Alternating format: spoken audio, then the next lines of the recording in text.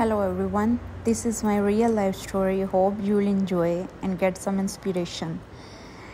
सर्दियों के दिन हैं, दिसंबर का महीना है 2019, जब कोरोना का दौर था। शाम का वक्त है और मेरी दोनों पुप्पो जो हैं वो आती हैं और मुझे पता लगता है कि एक पुप्पो के बेटे से मेरी शादी होने वाली है। वो रिश्ता लेने आए हैं। जैसे तैसे करके हाँ हो गई है, लेकिन ट्विस्ट ये है कि अभी मेरा डीपीटी का 3rd ईयर चल रहा है। मतलब कि मेरी स्टडीज़ कंप्लीट नहीं है। डीपीटी जो है वो 5 इयर्स डिग्री प्रोग्राम है, जिसका मेरा 3rd ईयर चल रहा था और कोरोना की वजह से मुझे छुट्टियां थी और मेरा 1 साल बल्कि ज़ाया भी हुआ था, क्योंकि मेरी ना ऑनलाइन क्लासेस हो रही थी उस 1 साल में और ना ही मेरी ऑन कैंपस क्लासेस हो रही थी, जिसकी वजह से मेरा 1 साल डिले भी हो गया था। I was enjoying my life. I was like यार डिग्री के तो बाद ही शादी होगी ना, डिग्री के बीच में मुझे क्या इमरजेंसी पड़ी है शादी करने की। बट अनफॉर्चुनेटली मेरी पुप्पो को ब्रेस्ट कैंसर था। वो उनका ट्रीट हो चुका था, लेकिन उसके बाद उनको यूट्रस का कैंसर हो गया था। तो डॉक्टर्स ने कहा था कि आपके पास ज़्यादा टाइम नहीं है, तो 2 साल हैं आपके पास बस। और वो 2 साल उनके गुजर चुके थे। टाइम उससे ऊपर अब चल रहा था, उनको एक्स्ट्रा टाइम मिला हुआ था अल्लाह की तरफ से। बस हालात ने जिस तरफ पलटा खाया उस तरफ हम भी चल पड़े। खैर रिश्ता हो गया। दिसंबर में रिश्ता हुआ। जनवरी में पुप्पो ने कहा कि निकाह तो होना ही होना है, मंगनी मुंगनी का कोई सीन नहीं, निकाह ही होगा मेरी ज़िंदगी में। निकाह हो गया जनवरी में, मतलब 1 महीने बाद। उसके बाद अभी तक मुझे छुट्टियां ही हैं कोरोना की वजह से। मेरी डिग्री जो है ना तो ऑनलाइन क्लासेस हो रही थी ना ऑन कैंपस, जिसकी वजह से मुझे लगा कि शायद मेरा 1 साल जो है ना, ये निकाह से शादी तक का, शादी 1 साल बाद होनी थी, तो मुझे लगा कि 1 साल ऐसे गुजर जाएगा तो पीछे 1 ही साल रह जाएगा फिर बस डिग्री का। लेकिन नहीं, शादी तक मेरी कोई क्लासेस नहीं हुई। जैसे ही मेरी शादी हुई क्लासेस स्टार्ट हो गई।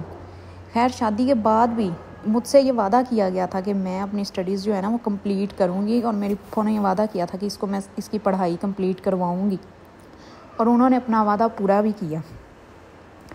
अब ऑन कैंपस क्लासेस स्टार्ट हो गई मेरी शादी के 3-4 महीने बाद। नवंबर 2020 में मेरी शादी हुई थी।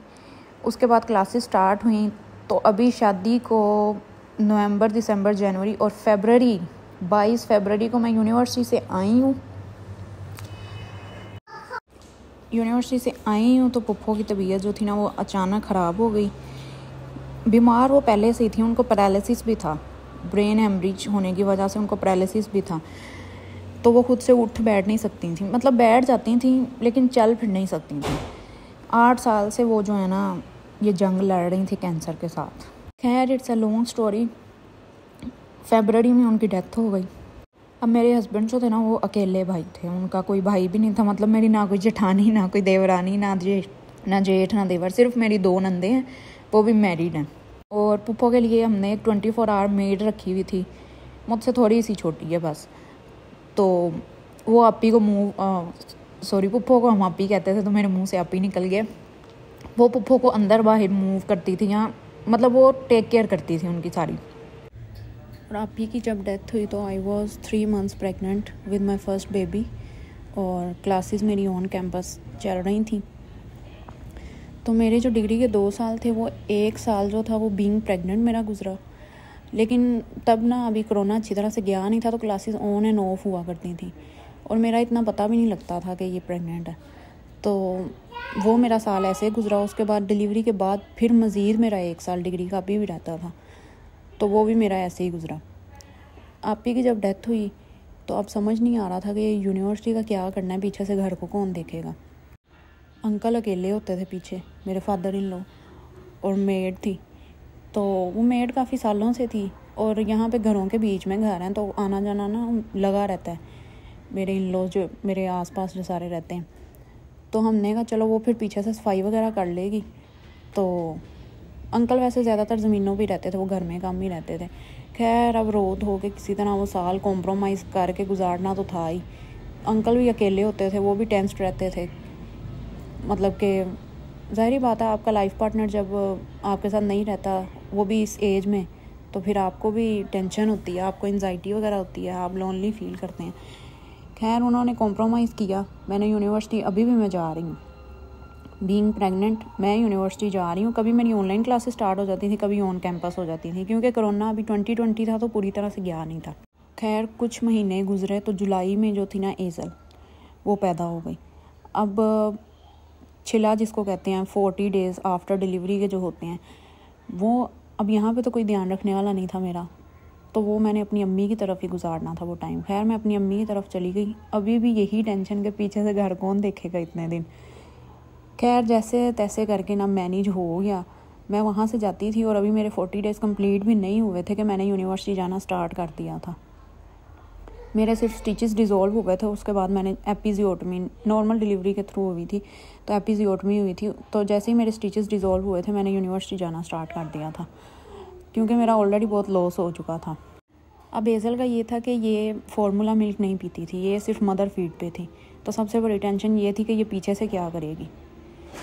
खैर ये तो मेरी अम्मी का हौसला है कि उन्होंने पूरा 1 साल इसको कैसे संभाला है, ये वो जानती हैं या एज़ल जानती है कि इसने मेरे बगैर कैसे गुजारा किया है।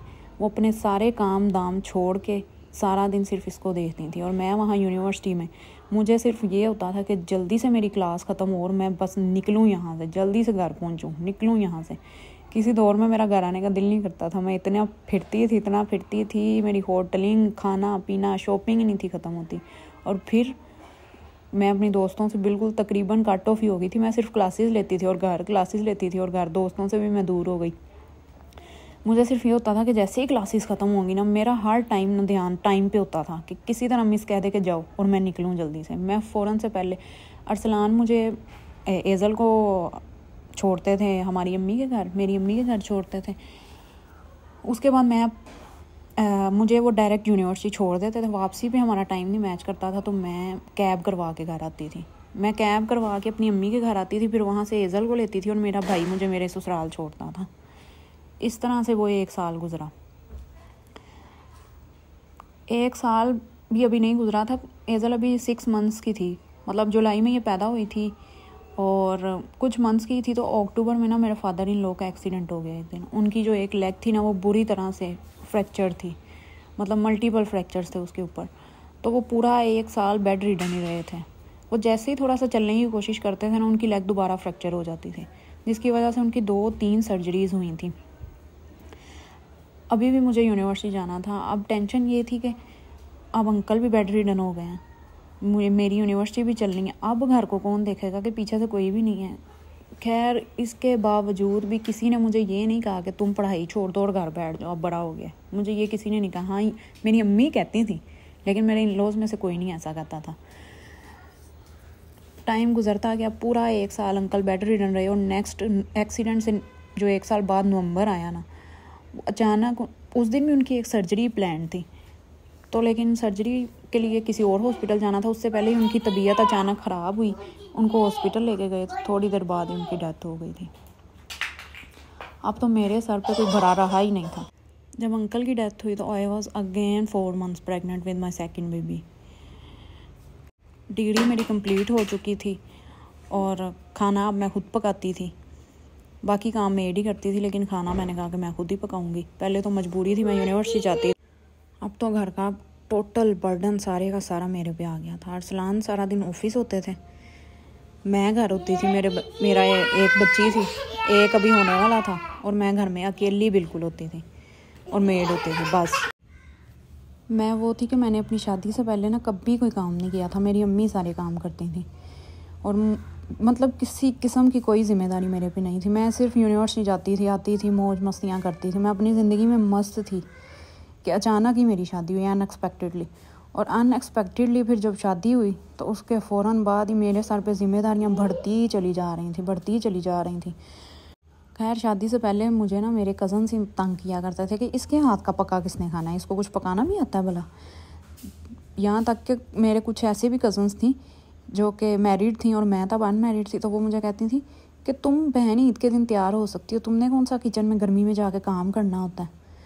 और अब वही हूँ मैं कि मैं तैयार भी होती हूँ, गर्मी में किचन में खाना भी पकाती हूँ और अपने हस्बैंड को खिलाती भी हूँ, तो ऐसी कोई बात नहीं होती।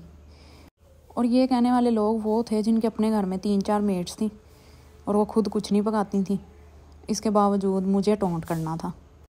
और अब शादी के बाद भी सिर्फ सबको ये नज़र आता है कि भाई इसके तो ना जेठ जेठानी ना देवर दरानी, कल्ली रहिंदी इंदी ते याशी है, भाई याशी है, सानू तो ऐसी याशी ना मिली, इनू मिल गई है। तो भाई अपना अपना नसीब होता है। अगर मुझे ये अयाशी मिली है ना, तो इसके साथ जिम्मेदारियों का एक अंबार मेरे सर पे जमा हुआ है। मैं किसी एक कमरे की जिम्मेदारी नहीं उठाती, ना अपने पोर्शन की जिम्मेदारी उठाती हूँ, मैं इतने बड़े घर की जिम्मेदारी है मेरे सर पे। और जब सर पे कोई नहीं ना होता मशवरा देने वाला, और बच्चे जब बोटियाँ उतारते हैं आपकी, तंग इतना करते हैं, ज़ाहिरी बात है सारा दिन वो मेरी शक्ल देख के थक जाते हैं और मैं उनकी। और शाम हमारी सिर्फ लड़के गुजरती है बच्चों के साथ। घर में और लोग हो ना, और कज़न्स हों, तो बच्चे उनके ध्यान लगे रहते हैं, लेकिन नहीं, वो मुझसे तंग है और मैं उनसे। अब अक्टूबर 2024 में मेरे 2 बच्चे हैं। एज़ल 3 साल की है और सलार जो है वो 1.5 साल का है। और मैंने ये स्टोरी आपको इसलिए सुनाई कि आप इंस्पिरेशन हासिल करें कि कोई भी औरत जो है ना वो कम नहीं होती। लोग जो कहते हैं उनको कहने दें, उनका काम है कहना। वर्ड है एक बाकायदा, बी से शुरू होता है, बकवास। उनका काम है वो करना, उनको छोड़ें। हाँ, वो टोंट भी करेंगे, सब कुछ करेंगे। होता ये है कि ज़िंदगी में उन्होंने कुछ नहीं अचीव किया होता, तो वो हसद के मारे जब आप कुछ अचीव कर रहे होते हैं ना, तो आपको वो टोंट करते हैं, नेगेटिव बातें करते हैं, नेगेटिव कमेंट्स करते हैं, आपको शर्मिंदा करते हैं, आपके घर का गंद दिखा दिखा के, या कहेंगे ये तुमने क्या किया, ये कैसे किया। आपने ऐसे लोगों की बातों में नहीं जाना। मैंने पढ़ाई, अपने 2 बच्चे, ये घर, सब कुछ मैंने इकट्ठे मैनेज किया। तो अगर मैं कर सकती हूँ ना, तो आप भी कर सकते हैं। मैंने अपनी ज़िंदगी में कभी कोई ज़िम्मेदारी नहीं निभाई थी, लेकिन शादी के बाद मैंने सब कुछ किया है। और जब मेरी शादी हुई थी, मुझे कुकिंग का कुछ भी नहीं आता था, और शादी के बाद मेरी मदर इन लॉ भी नहीं थी। और कुकिंग जो है ना वो मैंने अकेले ही की। मैंने फ़ोन करना अपनी अम्मी को, अम्मी ये मैंने आज पकाना है, इसमें क्या डालूँ, इसको कैसे करूँ।